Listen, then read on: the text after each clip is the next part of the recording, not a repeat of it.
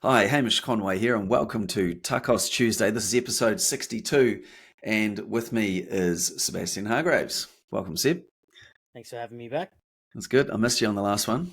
Could have probably been conversation could have been a bit better. Anyway, we shared the three pillars there of Amazon growth mode, and look today though. We're going to be going through the big deals day that happened in Australia. It was obviously in the States as well, but the data we're going to share with you today is just for Australia and just with our vendor clients in terms of just keeping the data easier to understand, but still have meaningful lessons out of it. That's what we're going to run through. So before we do that though, just a couple of announcements here. So we have got some Amazon vendor mastermind groups that we are running, or meetups. So we've got one in Melbourne on the 12th of November, 4 p.m. to 6 p.m.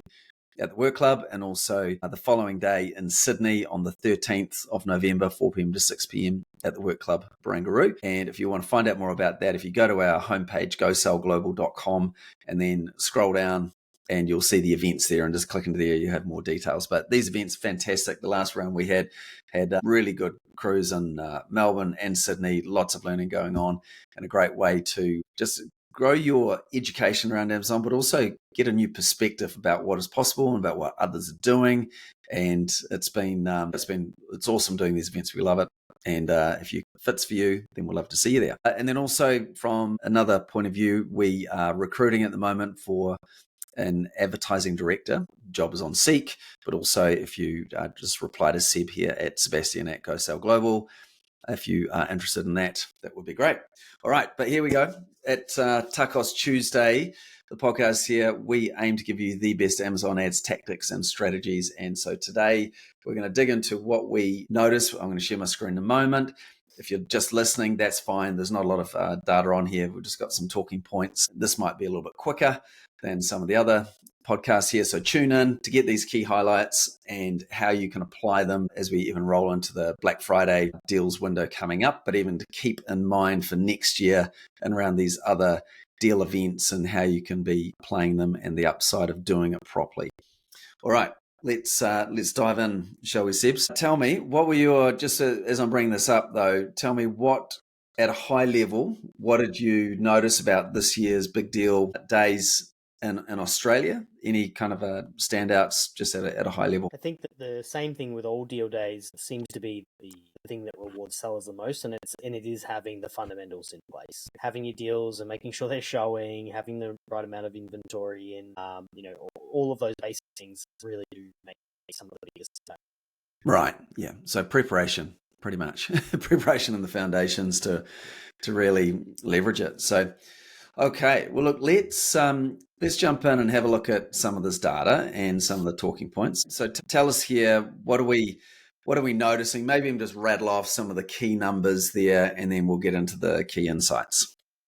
Cool. All right. So for those who are listening, you can't see. So the metrics we've got here, and we're comparing it from 2024 to 2025.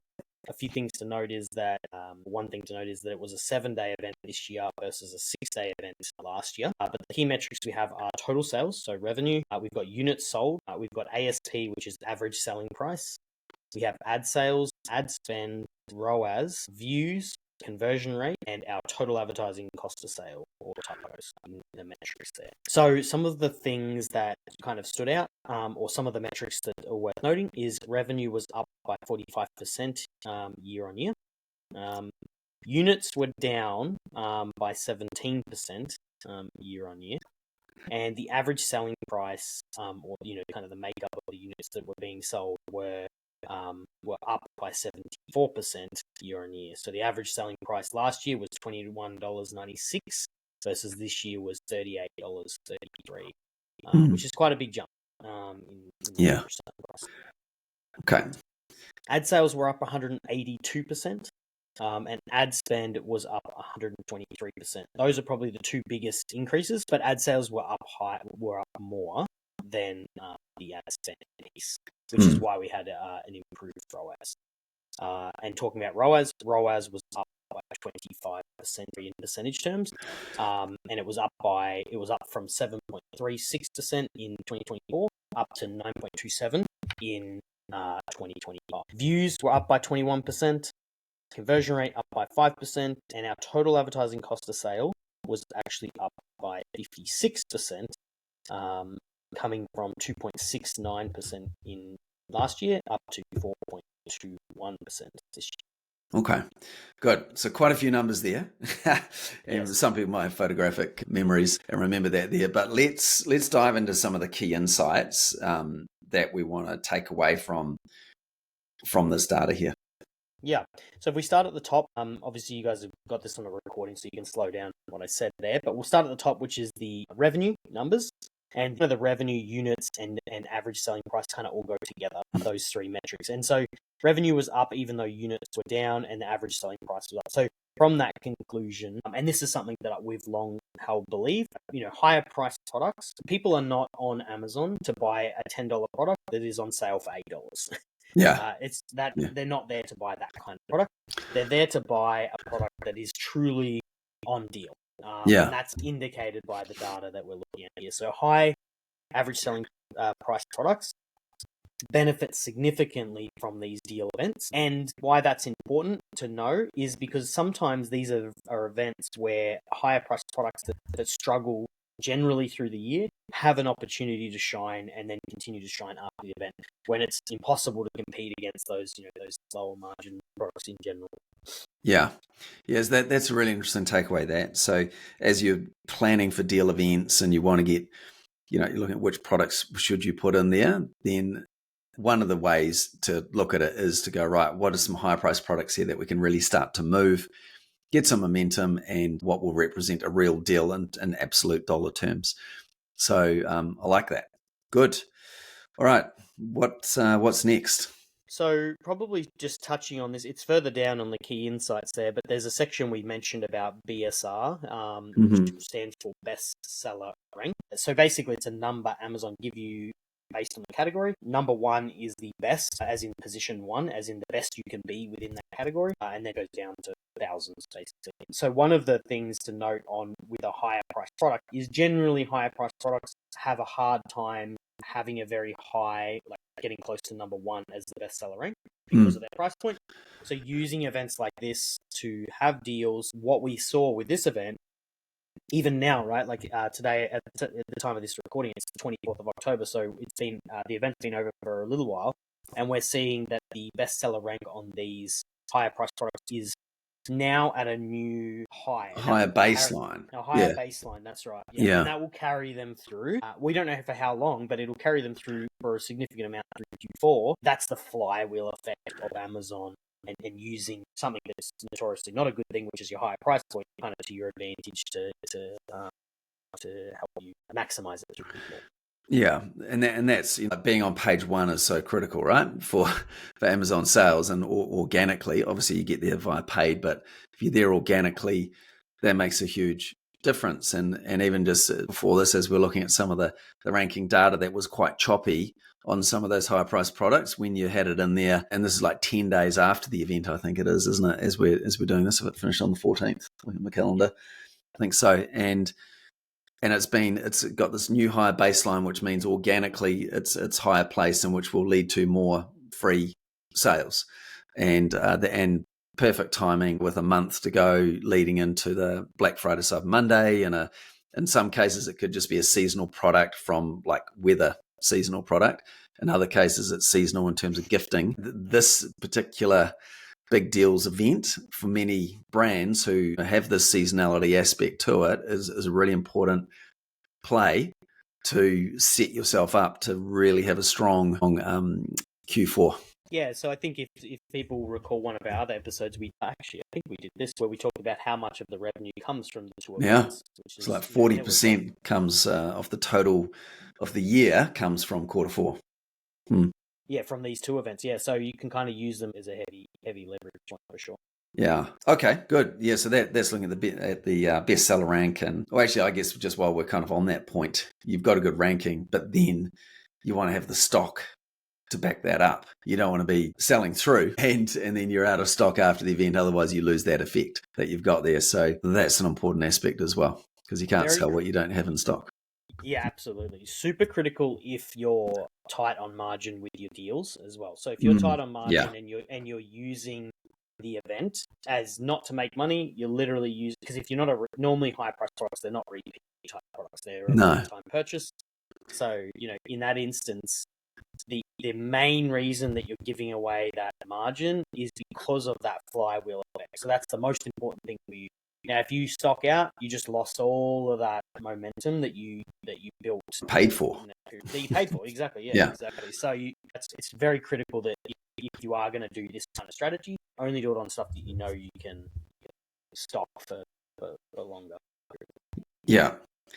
So good stuff. All right. Well, let's have a look now at more of the advertising data, ad sales, ad spend, ROAS. What I can see there is that there was a $673,000 increase in total sales, and compared to last year, that is, and from an ad sales point of view, went from 294 in 2024 to 829. So a good portion, 80% of that increase in sales, give or take, came from an increase in ad sales.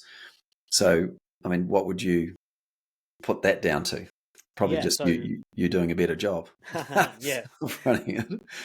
Well, anyone that works with us knows, and anyone that's been through any of my audits or our audits that we do with the advertising audits know that I'm very big on the unbranded side of business.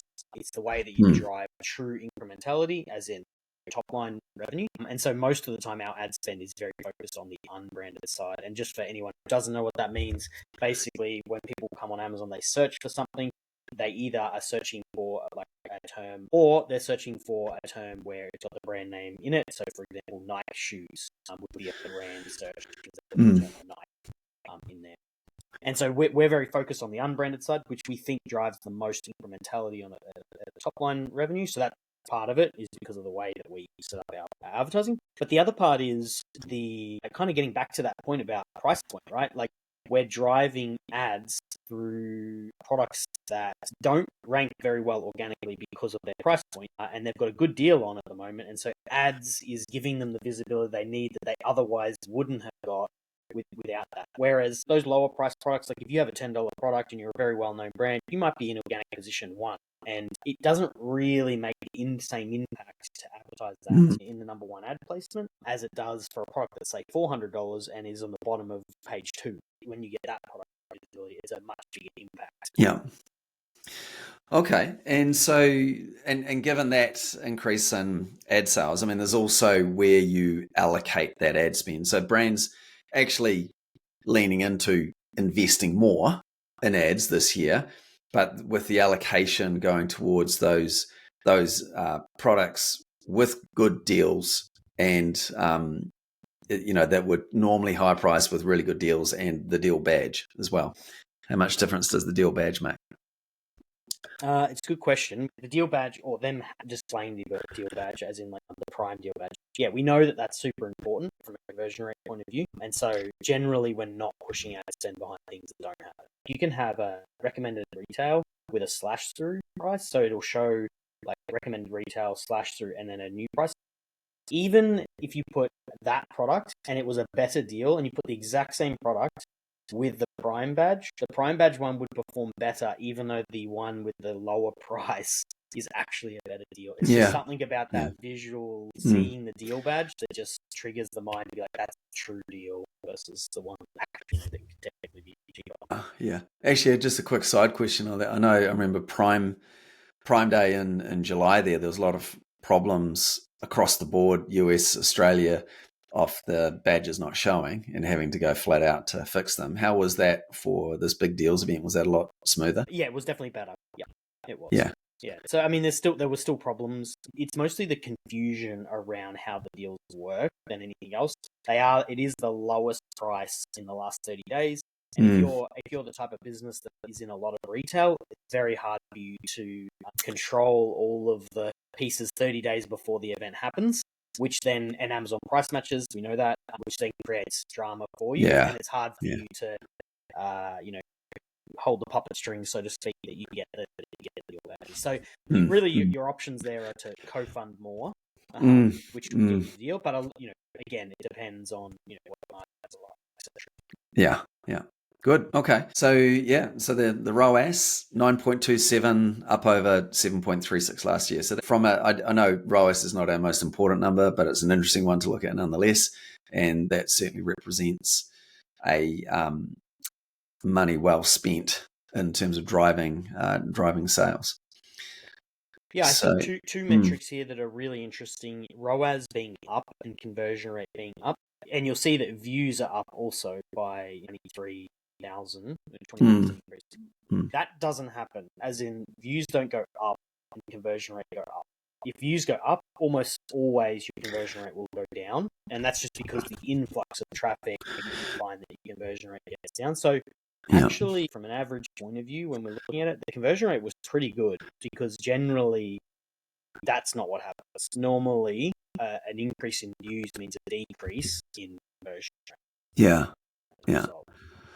So that's good. I mean, 22.64. That's a pretty good conversion rate through this data set. Yeah, and some of that, like why that happened, is we took learnings, or we take learnings from every year, and we apply those changes to the next year. So what it means is, because it's very hard to do it in real time, so you do kind of have to use last year's data as a bit of a guide. But like, if we know, and we've said this on this podcast many times, the first day is always the best, and the last day is also good, and then the middle period is kind of a bit missed, depending on how the deals are. So we know that, so our bids reflect that, and our budgets reflect that. We reflect higher bids and budget increases on the first and last days, and less during the middle, which helps us maintain a strong conversion rate in ROAS. Yeah. Excellent. And then, so TACOS being the name of the podcast, and I mean, what's interesting here is last year 2.69, this year 4.21. So it has gone up by 1.5% in absolute terms. But when you look at the growth in sales, how do you kind of interpret that there? I mean, it's still pretty low anyway, but what would any learnings out of that? When you're starting from zero, like anytime you're trying to grow your top line revenue, what it represents of your total is always going to go up. And whenever you're trying to grow revenue, you should expect that your TACOS continues to increase. I suppose it's more about today, is it a healthy amount and a healthy level? And it's like, would you be willing to increase, in this case, 1.5% of your ad spend in comparison to your revenue for a 45% increase in your revenue? And I think most people will take that. Okay, that's right.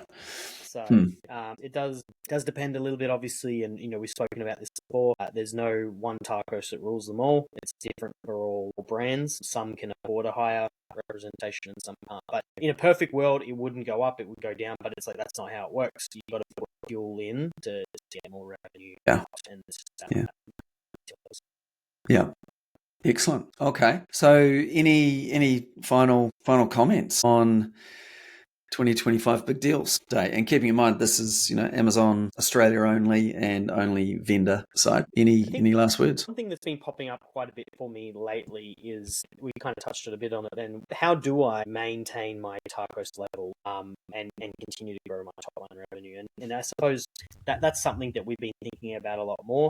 And realistically, the only way that happens is when your ad spend fuels your organic growth to the point where it outstrips how much you're spending on your ad spend. The only way that happens is if there's products that you have where there's opportunity for you to improve your organic ranking. So, for example, if you sell a product and you're in organic position number 3 most of the time, or your bestseller rank is 3, the chances of you increasing that with ad spend is low, because you're already quite high. To improve it. So you can increase it to get to number 1, but your TACOS will go up because your ad spend has to represent so much. Like, you have to increase it.